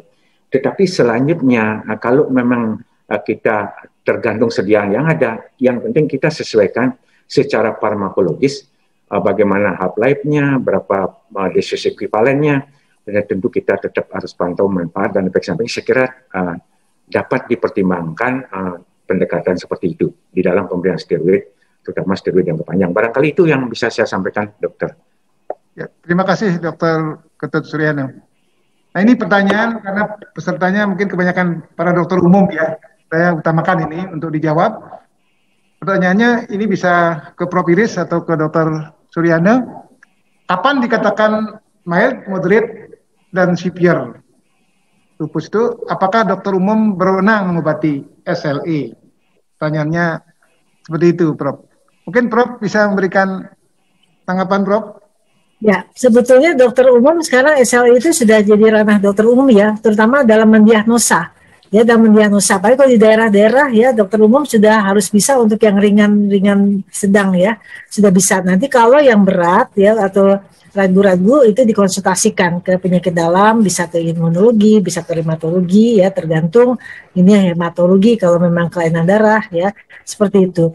Jadi sebetulnya dokter umum bisa mengobati ya, kalau misalnya hanya muskuloskeletal saja 4 kriteria, yang penting penegakan diagnosanya jangan sampai salah ya, di pemeriksaan diagnosa pemeriksaan lab ya, kita sudah bisa tegakkan, karena tidak mensulit sebetulnya kalau kita bisa tegakkan. Yang sulit adalah kalau gejalanya belum lengkap, jadi awal-awal tuh hanya joint pain saja. Banyak pasien yang saya terima tuh hanya nyeri sendi sama ANA positif, karena ANA kan memang sangat sensitif, tapi ANA positif bukan berarti dia lupus, bukan berarti dia harus autoimun, tetapi pada lupus 97% ANA itu positif ya. Jadi kita bisa hanya bilang ini pas pada fase inflamasi autoimun disease ya, jadi belum sampai autoimunnya ya, tetapi itu tetap dalam pengawasan. Nah yang seperti itulah kita bisa memberikan hanya hidroksikloroquine. Biasanya kita tidak langsung memberikan steroid ya. Tapi dokter umum sih sudah bisa memberikan sebetulnya. Ya kalau yang ringan-ringan seperti itu bisa. Nanti yang berat atau sedang ke berat itu ya konsultasikan tentunya. Ya, terima kasih Prof. Barangkali Dr. Sur di lapangan seperti apa Prof? Terima kasih. Mungkin saya sedikit melihat dari sisi yang berbeda dengan Prof. Iris. Saya sepakat kalau dokter umum di screening awal itu sebaiknya ikut melakukan, karena semua sumbernya kan dari masyarakat, dari puskesmas, dari rumah sakit kabupaten dan lain sebagainya. Nah, ada hal yang perlu menjadi pertimbangan ketika pasien kita adalah orang usia muda, terlebih-lebih wanita, datang dengan keluh kesah yang sedemikian bolak-balik, pegal, linu, kadang-kadang meriang, cepat capek, padahal tidak terlalu capek sebenarnya. Terus apalagi ada rambut rontok misalnya. bolak-balik sudah minum paracetamol tetap aja demam atau reda sebentar, bolak-balik seperti itu paling tidak di dalam benak kita sudah apa bukan penyakit autoimun. Autoimun kan banyak. Nah, tentu di sana disesuaikan sekarang dengan gambaran klinis yang mungkin muncul, lalu dilakukan tentu pemeriksaan imunofluoresen untuk menentukan apa memang ini benar autoimun atau bukan dan seterusnya. Pada level yang demikian tentu setelah itu mungkin dapat dikonsultasikan ke dokter penyakit dalam yang ada di rumah sakit terdekat dan sebagainya. Jadi sebagai screening awal saya kira silakan dokter umum juga boleh atau dapat melakukan hal awal seperti itu. Nah kemudian tentang kriteria menjadi sangat menarik. Saya kasih contoh kapan disebut berat. Saya masih ingat apa yang disampaikan oleh guru-guru saya pada waktu kita pendidikan. Kalau sudah ada manifestasi target organ seperti otak, jadi cerebral lupus, kemudian jantung, kemudian ginjal, lupus nephritis, nah itu sudah termasuk kategori berat. Nah tentu yang ringan, yang disampaikan Prof. Iris tadi misalnya hanya pegel-pegel, nyeri sendi, padahal tidak terlalu capek kok, mengeluh pegel dan seterusnya. Itu tentu yang sedang di antara itu sederhananya kayak seperti itu. Seledai indeks harus dihitung dan lain sebagainya barangkali itu. Terima kasih, mungkin itu yang bisa saya sampaikan. Terima kasih. Ya, terima kasih. Dr. Suryana, saya kira penjelasannya cukup lengkap ya, baik dari Prof. Iris maupun Dr. Suryana kaitannya dengan tata laksana mengenai SLE, utamanya kewenangan para dokter umum ya. Ini pertanyaan selanjutnya, mohon sabar Prof. Ini berkaitan dengan penyakit yang lagi pandemi ya, ini COVID-19 ini. Mungkin karena ini hidroksikloroquine, ini ke Prof. Iris ini. Prof, bagaimana penyesuaian dosis hidroksikloroquine pada pasien SLE mengalami lupus nephritis dan mengalami COVID-19 yang berat? Nah ini mungkin di lapangan memang adanya pasien-pasien seperti ini, Prof. Silakan Prof, mohon. Ya, jadi hidroksikloroquine kita bisa berikan pada kasus ini sekitar 200 sampai 400 mg. Ya kita tidak berikan lebih karena apa? Karena banyak beberapa yang ke jantung, ya beberapa laporan. Ya jadi kita memang memberikan 200 sampai 400. Dulu banyak dipakai dalam dosis yang lebih besar, tetapi akhirnya kan sekarang tidak dipakai lagi. Ya sudah tidak sebagai yang dulu sampai 600 sampai 800 ya, tetapi justru menimbulkan efek yang tidak diinginkan. Ya jadi sekarang kalau mau hanya dipakai 200 sampai 400 karena kan mendapat obat-obatan yang lain juga. Itu bukan merupakan obat yang utama untuk COVID-19-nya. Tetapi kalau untuk SLE-nya sendiri kita biasanya hanya pakai 1 kali 200. Itu lebih aman untuk SLE-nya. Di samping akan diberikan steroid, bukan antivirus ya dan antibiotik dan lain-lain. Obat akan banyak sekali diberikan.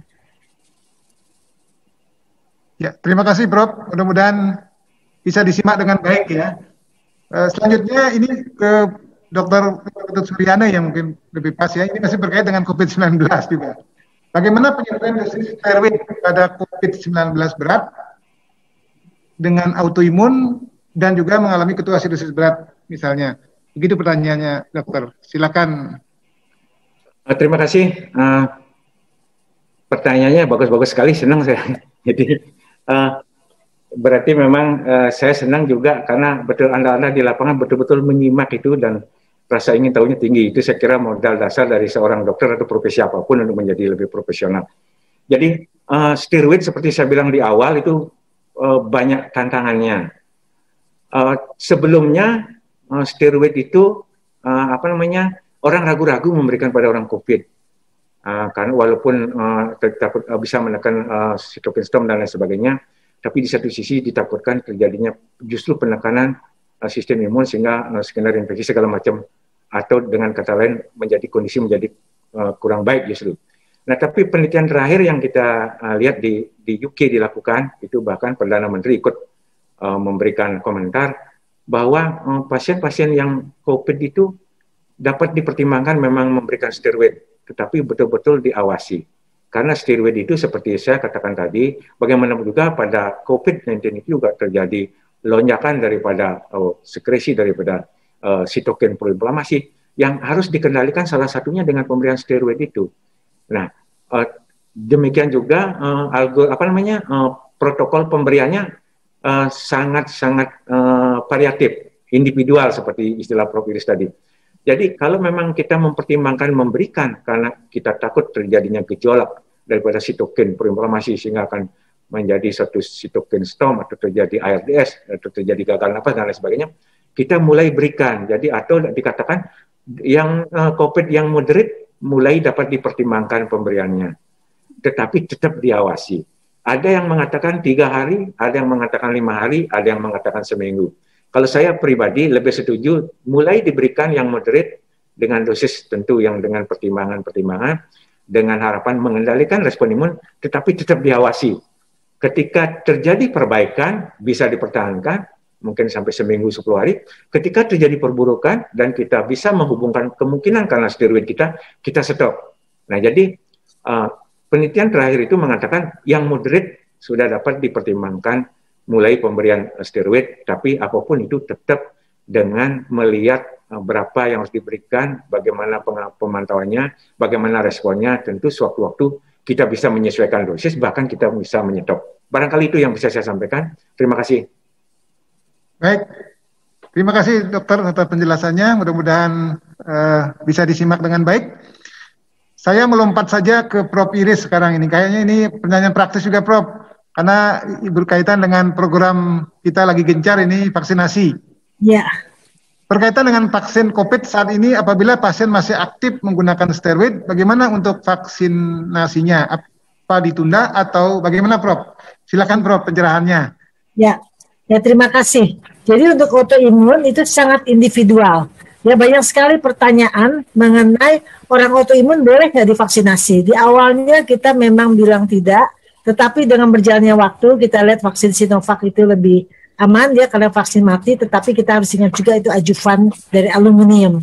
Jadi segala macam pertimbangan tergantung kondisi orang itu. Ya kalau dia sudah remisi, betul-betul remisi dan tidak ada riwayat yang berat sebelumnya, itu memang bisa divaksinasi. Ya, tetapi kalau memang dia ada riwayat berat sebelumnya, masih minum imunosupresan, walaupun dosis kecil, ada beberapa pendapat, ada pendapat yang bilang dosis kecil imunosupresan yang minimal masih bisa divaksinasi. Tetapi ada juga yang kalau saya lebih cenderung tidak. Ya, kalau masih imunosupresan artinya menurut saya masih tidak terkontrol, jadi kalau saya lebih baik tidak ya, sampai steroid biasanya sampai di bawah 20 mg per hari itu masih bisa diberikan, bisa 16 mg per hari masih kita bisa berikan ya, tapi tentu kita harus lihat simptoms.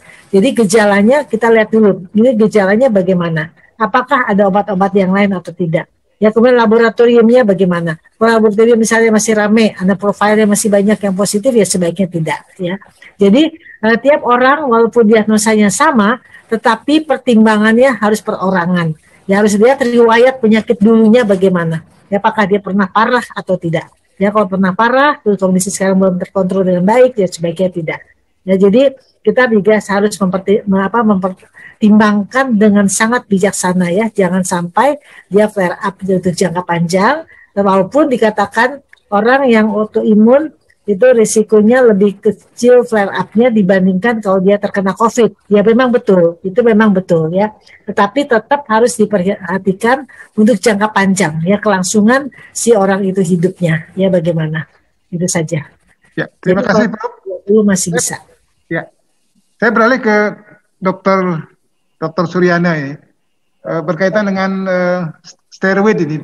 Memang di transparan dokter sudah lengkap tadi, tapi tadi di sini dipertanyakan lagi karena ini hal yang praktis, saya akan sampaikan. Apakah semua jenis steroid bisa dipakai pada terapi lupus? Itu pertanyaan sederhana tapi perlu menurut kami. Silakan, dokter. Terima kasih. Prinsipnya steroid memang dipertimbangkan pada penanganan lupus. Itu satu judul utamanya itu. Nah, kemudian masalahnya steroid yang mana? Nah, kita sudah tahu steroid itu kalau berdasarkan apa dia bisa kelompok short acting, apa intermediate acting, apa long acting, nah dengan spesifikasi masing-masing. Nah, kemudian kalau memang dia dalam kondisi flare up, katakanlah yang berat, nah tentu kita harus melakukan pulse dose, misalnya steroid manapun sebenarnya boleh diberikan, apakah itu metil ataupun dexamethasone. Nah itu yang dua itu yang sudah banyak dilaporkan. Nah, karena dia mempunyai efek yang jauh lebih kuat, bahkan sampai 5 kali dibandingkan yang lain, dengan dosis kalau kita mengikuti yang paradigma baru, dosisnya lebih kecil dibandingkan yang pada paradigma klasik. Nah, kemudian untuk maintenance saya kira sama masalahnya. Kita melihat memang steroid diberikan, kemudian 3 hari, kemudian ditapering, pulse dose 3 hari, kemudian ditapering pelan-pelan, 2 minggu, sampai dosis terkecil, dan gejala klinis tidak muncul lagi. Artinya remisi dia dan tetap bertahan, tidak flare up. Nah, dosis diturunkan sampai sekecil-kecilnya. Ada yang mengatakan 2,5 sampai 5, ada yang mengatakan 2,5 sampai 7 dan seterusnya. Jadi kita kembali memilih dosis berapa sesuai dengan yang Prof. Iris katakan tadi, sangat individual. Kalau memang 2,5 dia sudah terkontrol, kenapa harus 5 dan seterusnya. Barangkali itu yang dan mengenai sediaannya ya tetap apakah dia diberikan sekali, apakah 2 kali, atau bagaimana itu tergantung sediaan yang ada, tergantung kelompok intermediate, apa long, apa short dan lain sebagainya. Tapi umumnya yang ada di lapangan kan yang intermediate maupun yang long. Kalau yang short biasanya kita pakai untuk yang pulse dose itu di samping metil dan dexamethasone. Jadi pada dasarnya steroid yang manapun dapat dipertimbangkan tentu dengan perbedaan-perbedaan yang seperti yang saya sampaikan tadi. Barangkali itu, makasih. Ya, terima kasih Dr. Suryana. Boleh lagi satu, dokter, ini mungkin praktis juga, berkaitan dengan seorang perempuan yang memakai KB hormon, dalam perjalanan dia terdiagnosis sebagai lupus. Seperti apa penanganan? Apakah KB-nya dihentikan atau gimana? Mungkin bisa diterangkan, dokter? Nah, ini kalau misalnya seorang wanita mendapatkan terapi hormonal, seperti di pendahuluan slide kami, bahwa lupus itu adalah suatu penyakit yang kompleks. Jadi dapat terjadi berbagai multi-organ dysfunction dengan berbagai tingkatan. Nah, termasuk kalau dia mendapatkan terapi hormonal seorang perempuan, barangkali kita perlu interdisipliner dengan teman dari Obgyn. Nah, bagaimana? Tentu kita diskusikan di sana kebutuhan steroid kita bagaimana, lalu kebutuhan hormonal yang mereka perlukan seperti apa. Lalu kita pantau bersama-sama kalau memang mereka esensial, memang tetap terapi hormonal dibutuhkan, dan kita katakanlah flare up, kita juga harus memberikan steroid, tentu kita harus diskusikan. Nah, itulah makna yang dimaksudkan dengan penanganan lupus sistemik atau sistemik lupus erythematosus itu memang perlu interdisipliner. Jadi bukan dari kita aja, dari di bagian lain, dari profesi lain juga perlu, tentu tergantung kondisi pasien itu sendiri. Barangkali itu yang bisa saya sampaikan. Makasih.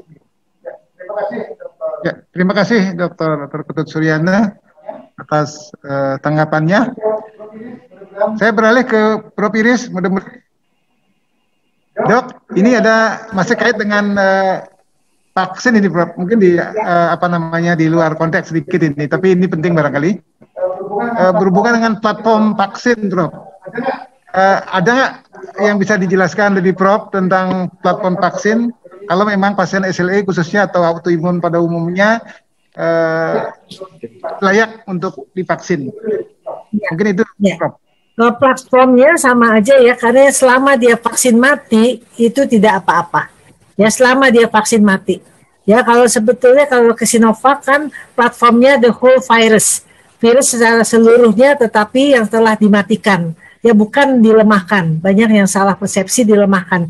Dilemahkan artinya vaksinnya masih hidup tapi dilemahkan. Sinovac adalah vaksin yang sudah dimatikan dengan platform seluruh virus yang diambil, whole virion. Sedangkan dari AstraZeneca dia viral vector. Ya, jadi dia spike-nya diambil, dimasukkan ke dalam adenovirus, ya, kemudian baru dibuat vaksinnya. Ya, jadi dia memakai adenovirus untuk lebih meningkatkan imun sistemnya. Itu juga vaksin mati. Ya, jadi aman ya vaksin mati. Dan masalahnya kan kalau untuk autoimun itu bukan vaksinnya, bukan virusnya ya, karena sudah dimatikan, tetapi adjuvannya yang dipakai. Ya, seringkali ada yang disebut Asia. Ya, jadi adjuvan induce ya, jadi adjuvan induce autoimun, adjuvan induce. Nah, itu yang karena adjuvannya jadi sering kali timbul flare up. Tetapi setelah dilihat daripada flare up lebih berat, dia sakit COVID-nya dibandingkan flare up-nya. Karena itu kita harus lihat kasus per kasus ya. Saya banyak memberi surat untuk yang boleh divaksinasi, tapi juga memberi surat kepada yang tidak boleh divaksinasi. Ya, karena nanti di meja 2 mereka ingin mendapatkan jawaban yang lebih mudah ya, bahwa ini sebenarnya boleh atau tidak boleh. Ya, jadi sebaiknya kita membantu teman-teman di meja 2 pada saat vaksinasi. Kita tuliskan misalnya dia boleh divaksinasi, diagnosanya apa, kalau nggak boleh divaksinasi diagnosanya apa, dan obat apa yang sedang diberikan. Ya, jadi semuanya harus bersifat terbuka ya. Jadi jangan bilang dia nggak boleh vaksin tapi sebenarnya dia boleh, atau kebalikannya ya. Jadi kita memang sangat mengharapkan herd immunity tercapai 70% dari jumlah total penduduk ya. Nah, 70% ini yang kita harapkan sebenarnya cakupannya bisa terlaksana ya. Tetapi kita juga harus bijaksana, kalau memang nggak bisa divaksin ya kita tulis nggak bisa vaksin. Tapi kalau memang bisa divaksin jangan kita tulis nggak bisa padahal dia bisa ya. Jadi betul-betul kita harus menilai seseorang dengan personalize. Terima kasih Prof atas paparannya. Jadi sudah cukup banyak ya pertanyaan-pertanyaan yang disampaikan. Tapi masih lagi satu aja pertanyaan untuk buat Dr. Ketut Suryana. Mungkin ini adalah pertanyaan diskusi terakhir. Mungkin untuk Prof sudah cukup banyak pertanyaan dan sudah banyak memberikan klarifikasi dari Dr. Gede Dharma Satwika ini. Pasien SLE yang alergi steroid, obat penggantinya apa, dokter? Ini pertanyaan singkat. Karena bagaimanapun kan steroid itu lebih dikenal dengan ya obat alergi begitu. Tadi ternyata dia alergi steroid dia. Terima kasih, pertanyaannya bagus ya. Jadi kalau orang sudah alergi obat apapun itu tentu jangan diberikan. Jadi biar tidak muncul alerginya lagi. Tentu pertimbangan lain yang diberikan, kan ada beberapa modalitas obat atau regimen yang bisa dipilih. Seperti tadi Prof. Iris bilang, kalau dalam kondisi ringan hidroksikloroquine aja juga silakan. Kalau dia alergi steroid. Nah, kemudian kita lihat perkembangan berikutnya, apakah digabung dengan imunosupresan atau yang lain. Jadi itu individual sekali sifatnya, tergantung bagaimana perkembangan klinis atau indeks klinisnya yang muncul, bagaimana penyesuaian dosisnya. Jadi orang alergi obat apapun tentu sebaiknya tidak dipertimbangkan untuk memberikan obat itu, karena tentu akan berisiko sekali. Barangkali itu dari saya yang bisa saya sampaikan. Terima kasih. Mungkin saya nimbrung, dokter. Karena kan steroid dari segi gininya kan banyak ada pilihan. Bagaimana kira-kira kalau steroid satu dengan yang lainnya? Terlepas dengan kita memilih di luar steroid, kalau khususnya lupus ya. Mungkin nanti juga untuk yang alergi secara umum barangkali begitu. Maksudnya tetap memilih steroid? Ya, kalau satu steroid dengan alergi.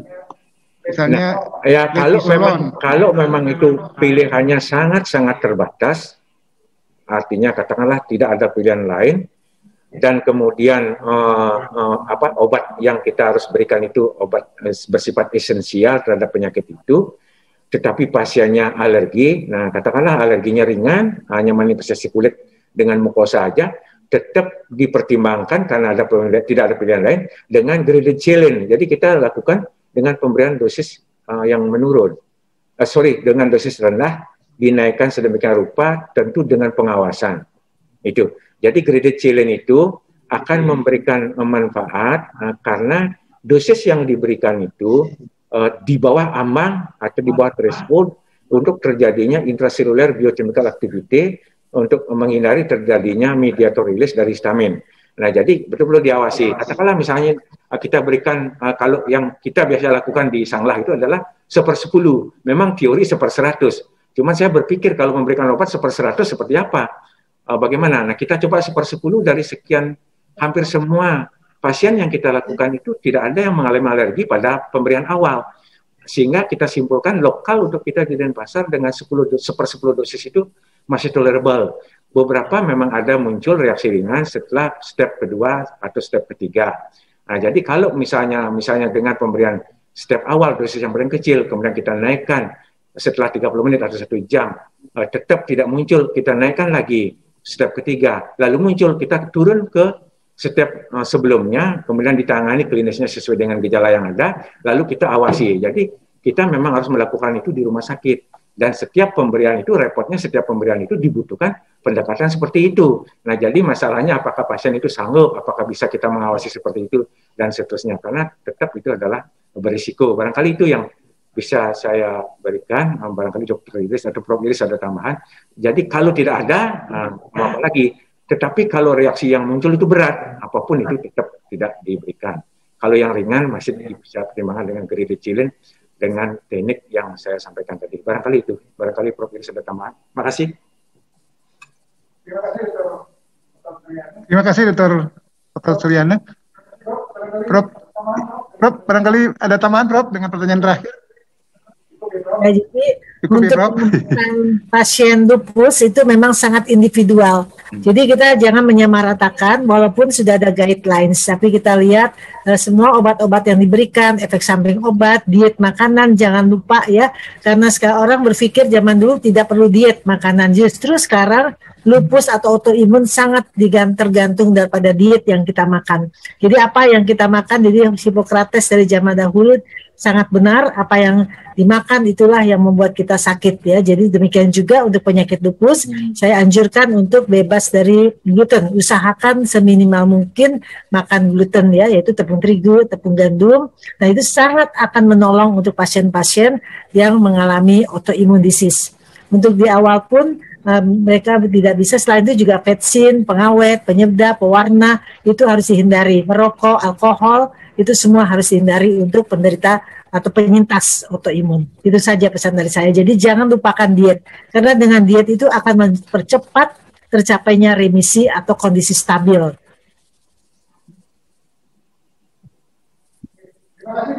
Terima kasih Prof atas pencerahan yang terakhir ya. Jadi juga sudah cukup banyak pertanyaan dan barangkali sudah mencakup semua materi yang disajikan sebelumnya. Karena waktu dan di samping itu pertanyaan dari ini sudah mewakili semuanya, sehingga kita terakhir mungkin minta semacam pernyataan terakhir dari Dr. Suryana mungkin dulu. Nanti kedua mungkin dengan Prof. Ada penyampaian terakhir Dr. Suryana? Terima kasih. Tema kita mengenai.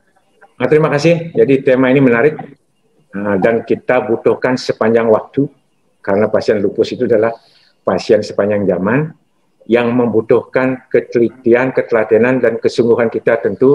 Seperti Prof. Iris bilang tadi, yang di lapangan dokter umum pun harus melakukan screening ketika melihat seperti apa yang saya sampaikan, usia muda, wanita, kok demam bolak-balik, pegal bolak-balik, capek nak karuan, rambut rontok apalagi begitu, gangguan pola haid barangkali. Nah itu apakah bukan autoimun, itu pertanyaannya. Sudah minum obat kok sembuh 2 hari, datang lagi, padahal nggak capek kok pegal sekali, dan seterusnya dan seterusnya. Nah itu screening silakan. Nah terus kedua, kalau memang sudah dilakukan screening, dilakukan pemeriksaan yang sesuai, koordinasikan dengan dokter yang ada di rumah sakit, tentu prinsipnya yang bersangkutan secepatnya perlu mendapatkan penanganan, dan di samping penanganan obat-obatan, edukasi non farmakologis maupun farmakologis seperti apa yang disampaikan Prof. Iris tadi, termasuk perubahan perilaku.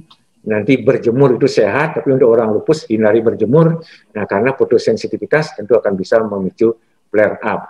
Barangkali itu terkaitan dengan lupus, dan kemudian disiplinlah berobat, disiplinlah berkonsultasi, agar Anda menjadi pasien yang mengalami remisi, kemudian flare up-nya bisa dicegah, kualitas hidup Anda akan menjadi baik, dan kemudian tentu long life survival-nya bisa dicapai. Barangkali itu disampaikan kepada masyarakat, terutama yang dicurigai atau bahkan yang sudah menderita lupus atau penyakit autoimun lainnya. Barangkali itu. Terima kasih.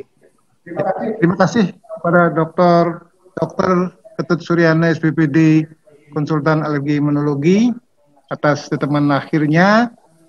Dan pada kesempatan yang baik ini juga, saya mengucapkan banyak-banyak terima kasih kepada para guru besar, senior, teman sejawat yang berkenan ya bergabung dengan kita dalam webinar Peralmuni. Jadi itu yang bisa saya sampaikan, ucapan terima kasih yang setinggi-tingginya. Sebelum saya akan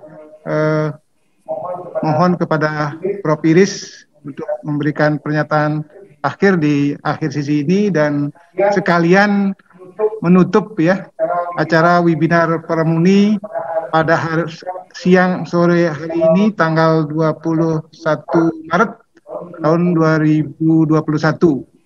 Mudah-mudahan pertemuan-pertemuan seperti ini memberikan kontribusi pada kita semua. Untuk itu kami persilakan Prof. Iris untuk memberikan pencerahan akhir kalian untuk menutup. Silakan, Prof. Terima kasih Ketut Swagana.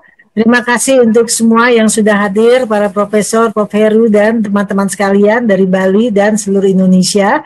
Nah, mudah-mudahan pada yang kita telah diskusikan pada siang hari ini khusus mengenai lupus dengan pengobatan hidroksikloroquine maupun steroid bisa memberi pencerahan kepada kita semua. Nanti berikutnya Pramuni juga akan mengadakan serial-serial yang selanjutnya mengenai penyakit-penyakit autoimun. Nah, baiklah, saya kira cukup sekian karena kita tahu bahwa lupus adalah dikenal dengan penyakit 1000 wajah ya. Karena itu kita juga tidak mudah untuk awal mendiagnosanya bila dia belum lengkap kriterianya belum lengkap ya, tetapi pada awal namanya memang inflamasi autoimun, masih fase inflamasi. Tapi nanti kalau sudah lengkap baru dia bisa menjadi satu diagnosa. Dan ingat bahwa pengobatan untuk penyakit lupus itu sangat individual dalam memberikan pengobatan farmakologi maupun non farmakologi termasuk vaksinasi. Saya kira cukup sekian. Terima kasih. Wassalamualaikum warahmatullahi wabarakatuh. Terima kasih, Prof. Terima kasih, Prof. Salam untuk sehat, Prof. Salam untuk guru-guru saya semua. Salam untuk teman-teman. Terima kasih banyak. Salam sehat untuk Bali dan sekitar. Terima kasih, Prof. Ya, terima kasih, Prof. Selamat sore.